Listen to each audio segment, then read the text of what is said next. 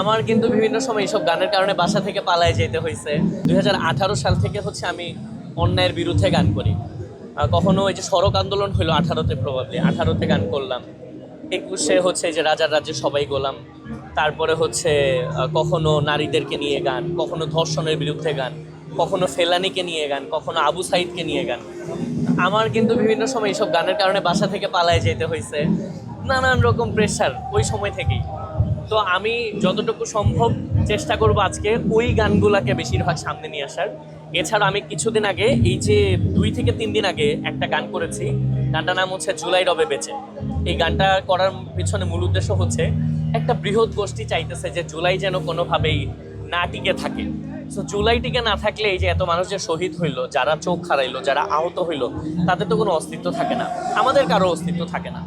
So July রবে বেঁচে কিন্তু হচ্ছে এই একদম সরাসরি বলি, আওয়ামী লীগের যারা একেবারে হচ্ছে ধরেন যারা সাইবার ইউনিট আছে, ওরা 5 ঘন্টার মধ্যে গানটাকে স্ট্রাইক দিয়ে নামাই দিছে। আমরা 2বার গানটাকে ব্যাক আনছি, 2বার গানটাকে নামাই দিছে। সো আমি আজকে যে কাজটা করব, দেখেন একটা গান স্ট্রাইক দিয়ে নামাই দিলে আমার পেজ থেকে নামাইতে পারবে, কিন্তু আমার মস্তিষ্ক, আমি লিখি, আমার হাত, আমার কণ্ঠ, এটাকে তো থামানো সম্ভব না।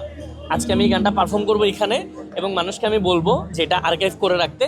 হাজার হাজার আইডি থেকে আপলোড হবে, তারপর আমি দেখবো যে কতগুলো জায়গা থেকে নামাইতে পারে। সো এইভাবে করে আজকের প্লে লিস্টটা সাজানো।